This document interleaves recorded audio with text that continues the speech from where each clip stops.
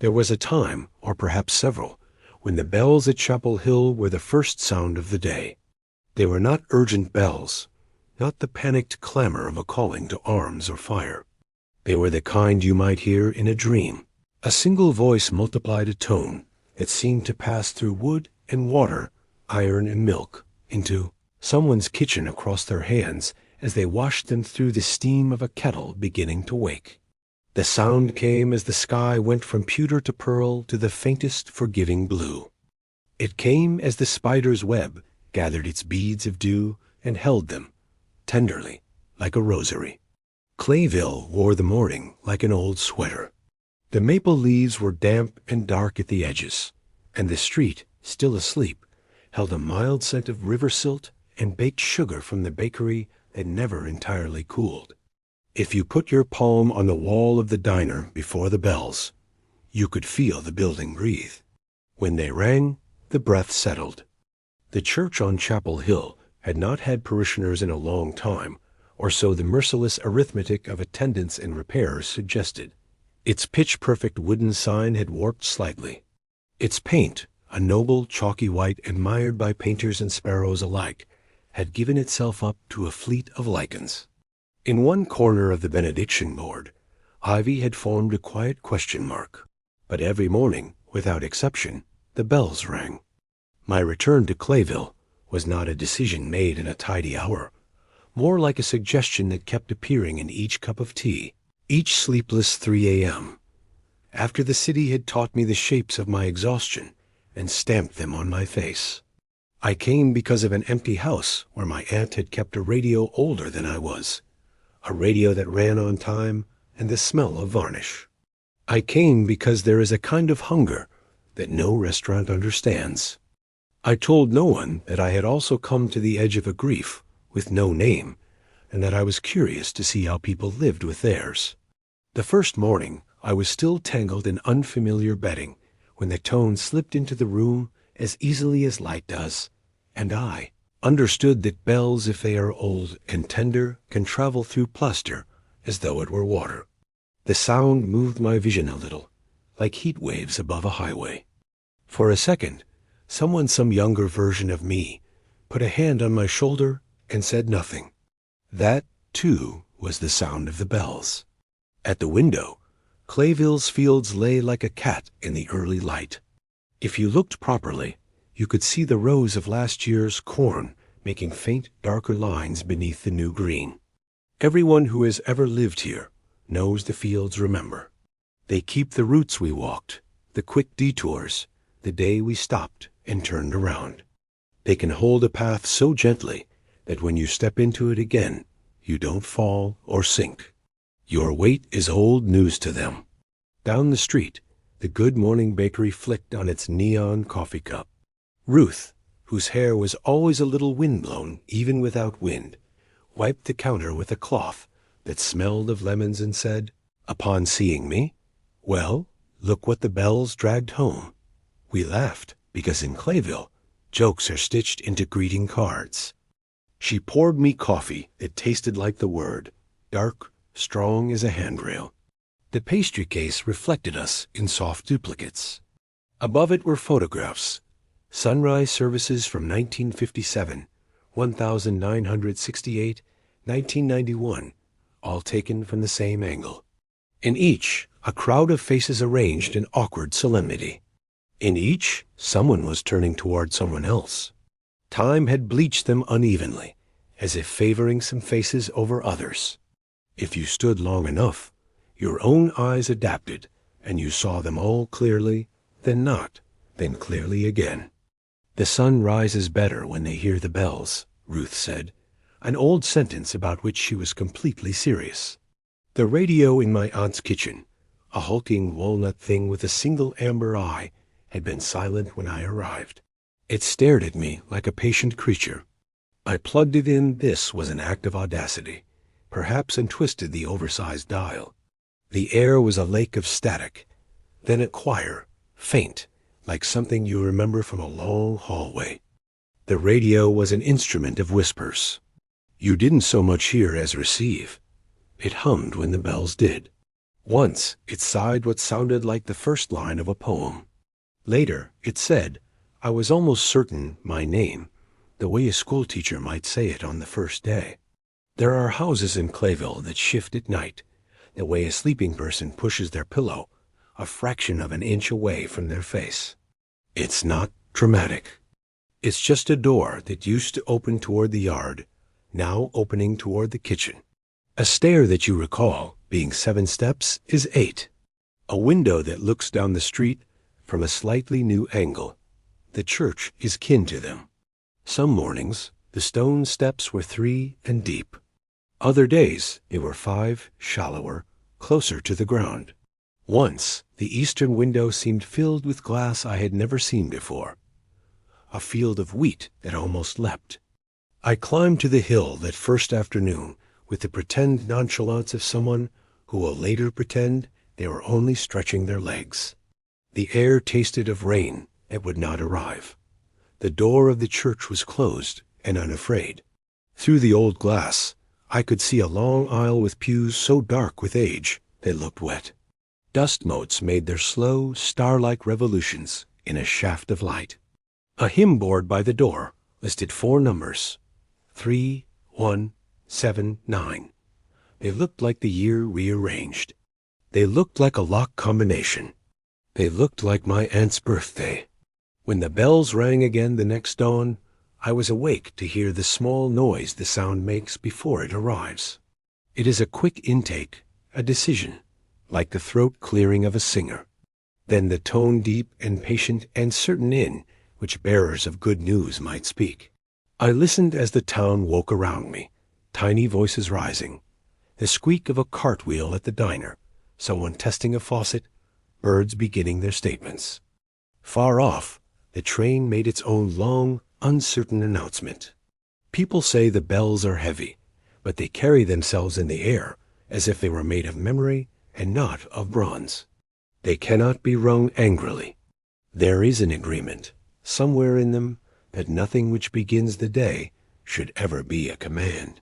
Even now, years later, when I see weather that looks like the smell of soap and hear distant metal singing, I think, Clayville. I think, that hill. I think, call me by my name, the name I have here, and bring me softly back. And so the morning bells went on. In this small, weather-loving town, children learn to tell the time by them before they learn to read clocks, and some adults never bother with clocks at all. There are people in Clayville who do not seem to age, at least not in the way that cities teach us to expect. Perhaps the bells keep their faces smooth, or the weather forgets where to lay lines. Ruth's eyes looked just like the eyes in the 1978 photograph. Amused, mildly astonished, as if you were a piece of news she had been waiting to hear. In all the diner photographs of sunrise services, there was a woman or girl on the steps of the church, always in profile, always with a ribbon in her hair. She did not gray, she did not bow, she did not age. Maybe I was looking only for her. At the end of that first week, I sat on the hill at daybreak, breath humming in my hands. The bells rang, and for once they sounded like a question.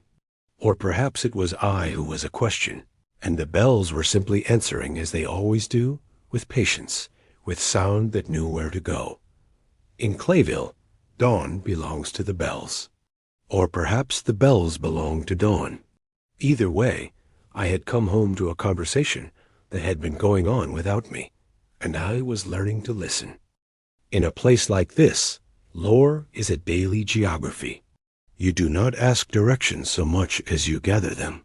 The next morning, I went to the beekeeper, Mr. Harrow, whose bees had painted the summer air that humming gold for as long as anyone pretended to recall. He was bent in the way of willow branches, gentle and flexible, with hands that told you they had held very small living things without harm. He said of the bells, "You know they use sound like we use maps. The hives find the old timbre and go to the light that remembers it. I did not know." He smiled, as if the bees had told a small joke at my expense. They ring to stitch the day to the night along the seam. If you don't stitch that right, the edges fray. At the library, whose quiet smelled faintly of cinnamon whenever the vents did their hollow wind, Libby showed me a file labeled Chapel Hill. Curios. The cardstock was soft from the handling of careful hands. There were notes of old delays. We cannot fix the clock. We cannot pay the bell ringer. We cannot stop the ivy, written in the purposeful cursive of committees. There were photographs. A sunrise service in 1962, the minister holding a baby with renewed seriousness. A girl with a ribbon standing on the steps, her face turned toward the bell tower as if hearing something just for her. A scrawled caption read, "Morning." In 1974, the same girl, or her twin, or her echo. In 1989, again. The faces beside her were older each time, thinner, more veined with the day's work. Morning remained. In Libby's bottom drawer lay a forgotten tin toy, a wind-up bird with flaking green paint. Someone had tucked a paper under it. Does anyone remember to whom this belonged? It sang an almost song when you pulled it gently back and let it go, a whisper of beginning, like the radio. We listened for a moment. People bring things here when they remember they've forgotten them, Libby said. We keep them until remembering is comfortable again. The radio began to be a presence. If I left it on while I walked to the hill, it would murmur to the empty kitchen as if holding my place. It would say the word hush in a way that had nothing to do with command and everything to do with kindness. One morning, in the seam between the night's last cricket and the first negative space of day, it spoke a sentence. Under pew 7. The voice was not my aunt's, though sometimes the radio had her laugh. It was a child's, or the memory of a child's hand. The amber eye flickered, then steadied. I was not foolish enough to ignore an old appliance that knew more than I did. The weather held itself like a secret, and the streets leaned toward the hill as if angles understood devotion. At the church door, which opened easily though I had never seen anyone turn a key, the air was a braid of beeswax and mildew and things wrapped in layers to keep them safe. Light came in all the colors of patience. The pews, which had looked straight as a row of thought from the outside, seemed to incline toward the back wall as if expecting the door to begin speaking. The hymn board displayed numbers that changed without witness. 108, 42, 15, 7. I am not someone who breaks codes for a living, but they were familiar. Later, I realized these were the years of births and deaths of the names, carved into the stones behind the church, rearranged in an order only sensible to the wind. The Bible on the lectern was open to a psalm about a morning that renews what we cannot. On the second pew from the back, a child's rubber ball was pressed into the corner, faintly flat. When I sat, the cracked varnish sang a small creak like a yawn. I knelt to look, although it had not been a habit for me in any pew in any town, although my knees have lost the knack of believing in wood floors. Under pew 7, which was also the one where, at age 9, I had once fallen asleep and dreamed of a white river with stairs in it, a letter was pinned with a rusted safety pin. A paper was soft like well-loved cloth. It said, "To whomever hears what I cannot say any other way, you will come before you intend. You will be forgiven for that. When the bells begin, you will feel them in the soft space between your ribs and the world. Do not be afraid of how familiar the sound is. We are all a little borrowed, even from ourselves. If you can, please ring once for 1949, twice for the names the river knows, and 3 times for the dog who waited and was happy every day he waited because he got to. Bring me a field." L. It was my grandmother's initial, but the letters had the careful roundness of a much younger hand, the sort children practice when they are told that writing should be neat as a well-made bed. I traced the crease where the paper had been folded, not believing and believing at once. Outside, the first bird had discovered that it was, once again, morning, and said so with conviction. The bells had not yet rung. If this sounds like a weaving in which I pulled every thread, I did not. I left the letter where it was, because it seemed to be exactly where it belonged in time. I stood and put my hand on the pillar that smelled of wax and old citrus. The stone was not cold. Under a curtain of gauze that might once have covered a print, the wall had a faint square where some picture had hung and then changed its mind. The church rearranged itself when no one watched, the center aisle a little more left, the candelabra a touch higher, as if the room were remembering how it wanted to be. Up in the tower, there was a sound of footsteps. Or there wasn't. I might have told myself a story. The rope that should have hung straight down was braided of 3 strands, gray and softer than rope. It vibrated lightly in the air, as a string does when the note has already been struck. I put 2 fingers to it. The vibration moved up my arm and into my shoulder. The bells did not wait for me. They were responsible. They kept time. When they rang that morning, I heard, behind the sound, another sound. Not a voice, not quite. A whisper stripped of words. A breath. The radio, miles away on my aunt's kitchen counter, must have turned its own dial, because I could feel the focused hush of it, as if listening were a downstairs neighbor and I were upstairs. In the spaces between strikes, the whisper grew. It said, 10, then 4. The bell answered, 10, then 4. Mr. Harrow later told me that was the map of hives that had survived a winter 5 years before. Libby, who knows more than books when it suits her, that is the way we used to set the oven 10 turns. Then 4 and Mrs. Lantham's rolls never burned. The dog in the photograph began to look familiar. After I left the church, I walked through the cemetery where stones turned their patient faces toward the hill. A man, older than me in his face, but younger in the feeling he gave off, was tending a grave with the slow, precise movements of someone who has practiced being careful. He recognized me not in a social way, but in a topographical one, as if I were a river bend he had always known would be there. They ring for the ones who forget to wake, he said, his voice like sugar poured from high enough that it makes a sound. They ring for the ones who wake too often to the wrong day. Sometimes they ring for the corn. It gets excited.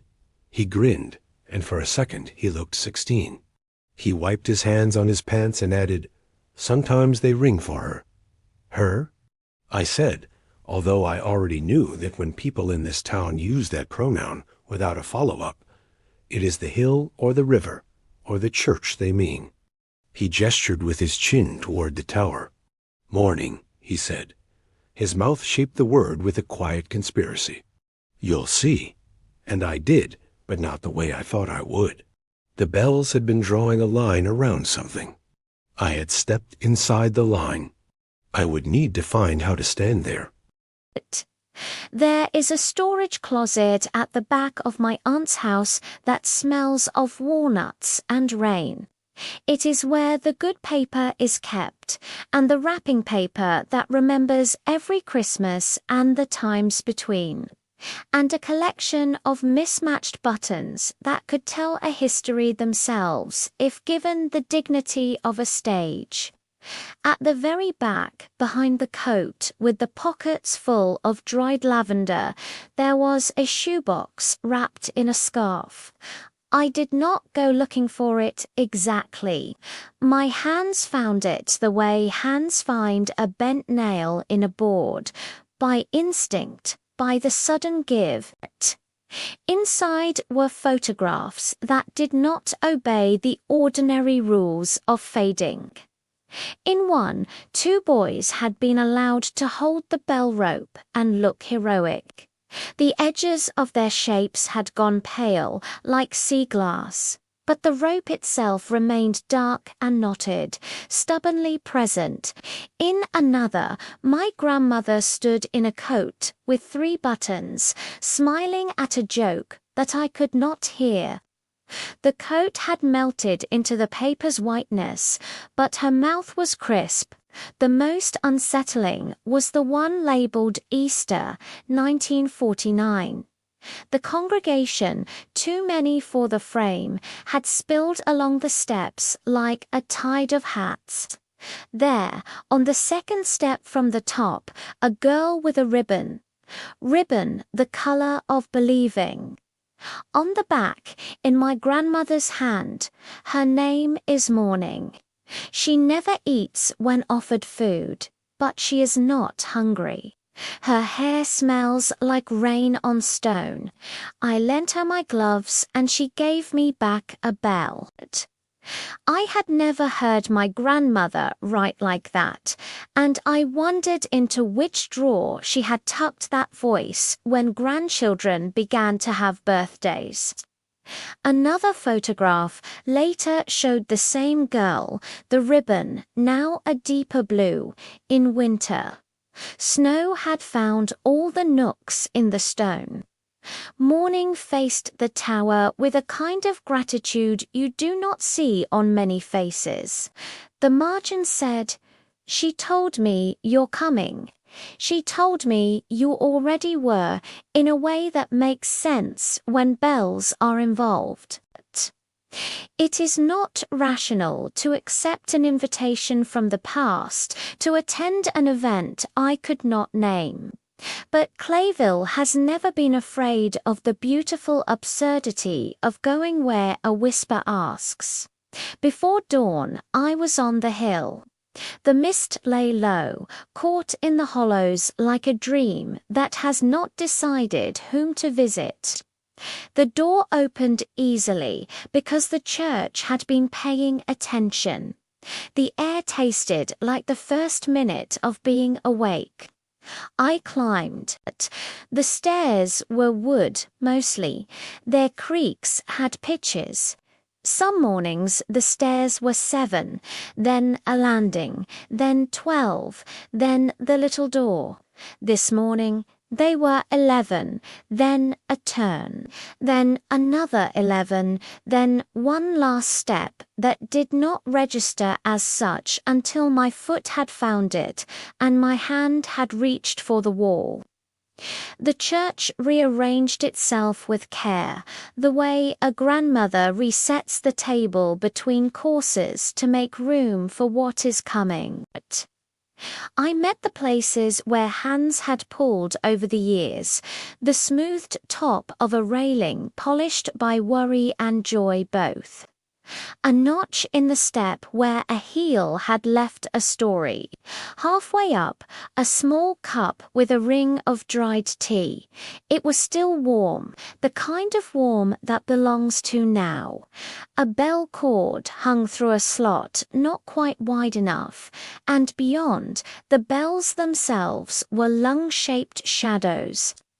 I stepped into the room with them. The bell with the largest mouth had a stain where years of rain had insisted on being counted. Someone had rubbed beeswax into the metal at some point, and it shone like an old thought polished until it found its shine. A clockwork on the wall seemed to run on the wings of moths. It ticked without tick, a suggestion of cadence. I could feel the heartbeat of Clayville under my feet, the way I could feel my own in my wrist when I was a child and had discovered that I could count the time inside me.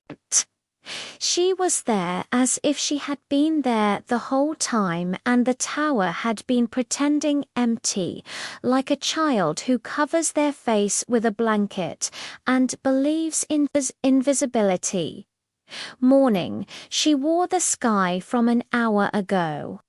The ribbon in her hair was ribbon, yes, but if you looked long enough, you realized it was also the horizon when it is undecided about weather.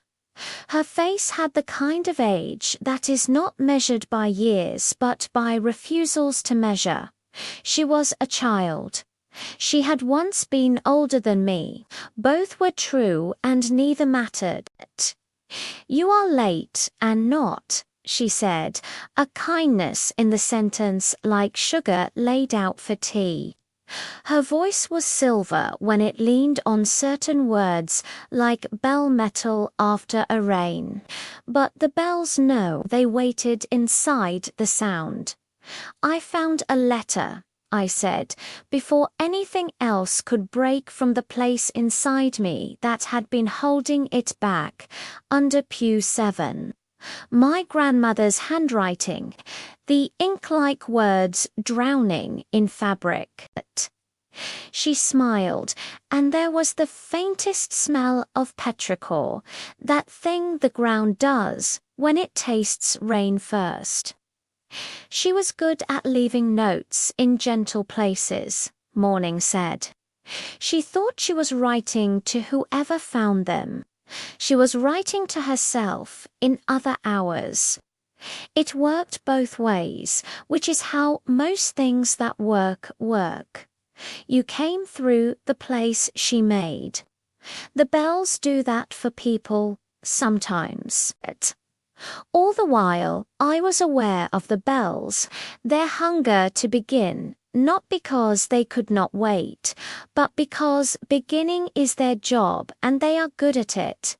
Their patience has shape. The rope hummed. Morning looked toward the east window, which was not a window at all, but a small square where air had learned to be light. She put her hand on the bell. I do not strain, she said, answering a question I had not voiced. They move when the day does. I keep watch, so they do not forget to sing. Why Morning? I asked, although it felt impolite to question a person's name, like asking a river why it ran. Because it is the part that is hardest to get right, she said, gently. Night knows what it is. Day knows what it is. Morning is the conversation between them. I keep the minutes in that conversation from getting lost under the table. She glanced at the moth clock. Today we call 4 names, 2 rememberers, 1 forgetting, 1 dog. She said it as if reading a grocery list of tenderness. You can ring if you like. She put my hand on the narrowest part of the bell's lip. It was like touching a note before it sounded. I thought of the first time I learned my pulse, counting to an unhelpful number and losing track until the numbers mattered less than the rhythm. I thought of sitting under pew 7, 10 years old, hearing my mother's voice and mistaking it for a hymn. I thought of a field I had not yet seen, into which someone I loved would one day walk and turn to see whether I was behind them. I thought of the river that had known more names than any person could keep in their mouth. I thought of a dog who had waited and had been happy for the waiting. Morning nodded, and we began. The bell did not move because my arm willed it to. It moved because the air agreed. It moved because the light, on the far side of the glass, leaned its cheek to the bronze and whispered yes. When it rang, the note went through my hand, through the bones of my forearm, up into my shoulder with a knowledge new and ancient at once.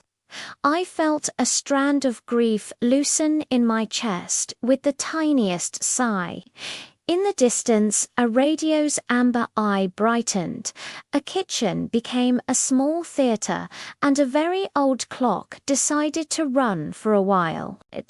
Between strikes, Morning spoke softly, almost like history warming its hands by its own fire. There are places like this across, she said, where bells or birds or the first streetcar ring what needs ringing. The keepers do not age, because the minute that belongs to them does not. When that minute is ended, I will age all at once in a sitting and ask for tea. And someone else will know they have always known how to listen, and they will come up the stairs.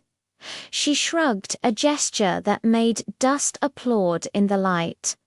I have been mourning for a very long time. It is not a job. It is a kindness the town asked of me when I was still learning not to eat the communion wafers like cookies. I said yes because I could not bear for the day to begin by surprise. 4 names. She said them, she rang them into the air. I would tell you which, but it seemed to me that to repeat them would be to break them in my mouth. There was a pause after one, the way people pause when they see a photo and do not say anything because too much arrives at once. And then she let me ring for the dog.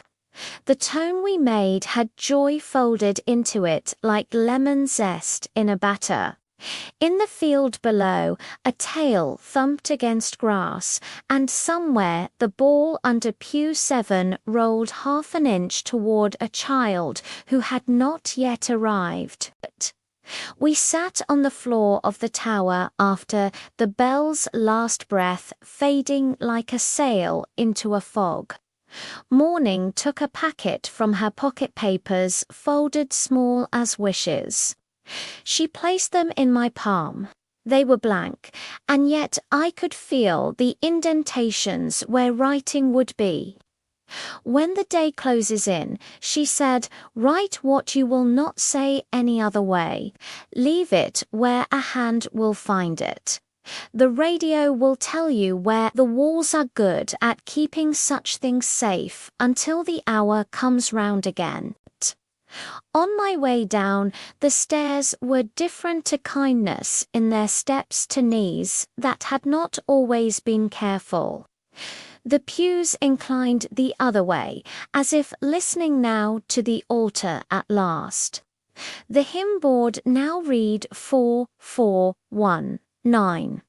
4 ones are not one thing, they are 4. In this town, even numbers know better than to marry, meaning without a little consent.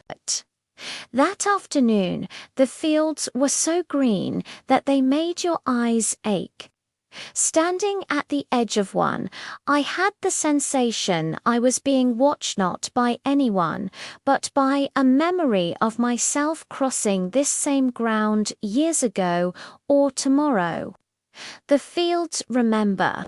They keep memories like blunt seeds, then give them back to you as grass, so you can walk over what you used to think. I wrote my first letter on one of morning's blank papers and put my own name on it, and my grandmother's, and my aunt's. Then I listened for the radio. The radio did not so much speak as discover that it had a voice and use it reluctantly, like someone humming at a sink without noticing. Under pew 7, it said again. But there was an extra thread in its tone, as if to say, if not, then the hollow behind the hymn board, which is hung with 2 nails in a promise. Sometimes guidance comes with an alternate route. I smiled into the kitchen air and said out loud, thank you, the way you do when a stranger holds the door at the post office, or when an elevator arrives in an empty building. I took the letter blank and full, and placed it under pew 7 with the slow ceremony of someone setting a bird back on a branch. Next to it, tucked against the varnished support, was a small clock, the kind with hands that prefer to rest on 12s. The face had lost its numbers. Someone had written them back in with pencil, light and tremulous. When the bells had rung that morning, I had thought I heard a faint ticking. I left the letter beside the clock, and when I rose I felt, for the first time, that perhaps I had been forgiven for something I could not name. Forgiveness, it turns out, does not always require the naming. It can be offered to the shapeless weight we carry, and in accepting, it helps give that weight a kinder shape. In town, small things shifted. Mr. Harrow brought a jar of dark honey, almost the color of light when you close your eyes, and set it at the church door without knocking. No one took it for hours. It sat like a candle. When afternoon came, the jar was gone, and the bees seemed pleased without locating the reason. At the library, Libby placed a cardboard box on the welcome table, labeled Lost and Found, and Now Found Again. Inside were letters written on the kind of paper you only buy when the day is already important. Photographs with faces grown back from the blandness of years, the tin bird, one glove, a rosary of bone beads, and a brass bell too small to ring by itself.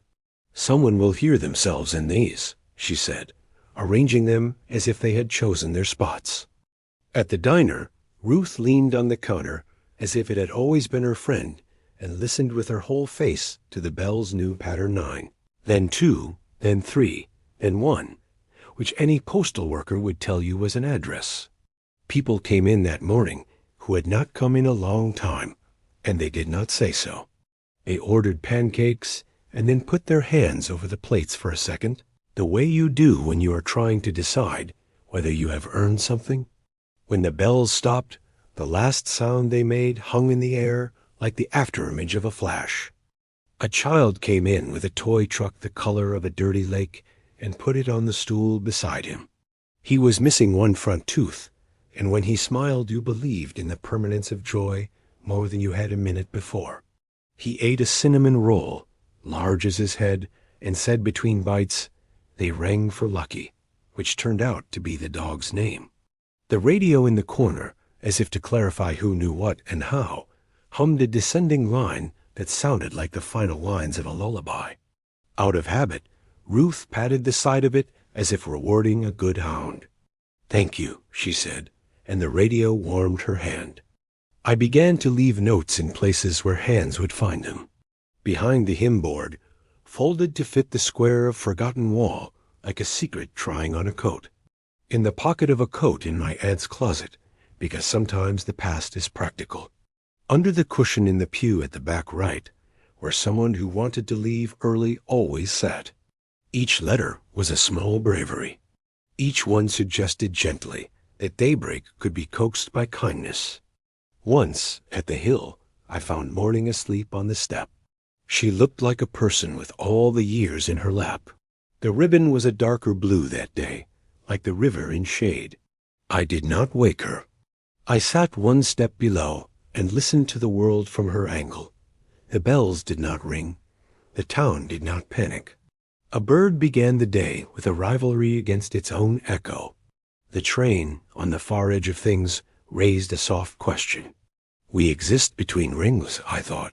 That is where we decide what to do with the sound. The next morning, the bells returned with a tone that made the hairs on my arm lift. Not from cold, but from a feeling you might call recognition. There was a fifth note I had not noticed before, a quiet subharmonic like the body's own noise. I pressed my hand to the rail of the porch and felt it moving through wood and into palm, into wrist. It was my pulse. Or the town's, or both. I understood then that the bells had never been entirely outside of us. We were instruments in that choir, our ribs the frames, our breath the bellows, our bones the resonant wood. The church rang, yes, but so did we. I saw Morning less often, which is to say, I suspect now that I saw her exactly as often as I was meant to. Sometimes a gray flicker at the tower window. Once, at the grocer's, considering apples in a way that suggested she knew each one by its childhood. She smiled at me across the stacks of pears, as if to say, the day cannot begin until someone is ready for it. Another time, in the field, standing exactly at the place where years ago I had stood and imagined myself being watched by a memory. She did not wave. I did not either. The respect felt right. One fog-bound dawn, after a rain that had softened every edge into kindness, something happened that has not stopped happening since. The bells rang quietly, as they always do, and in the silence afterward, the town held the last note itself. People lingered at windows.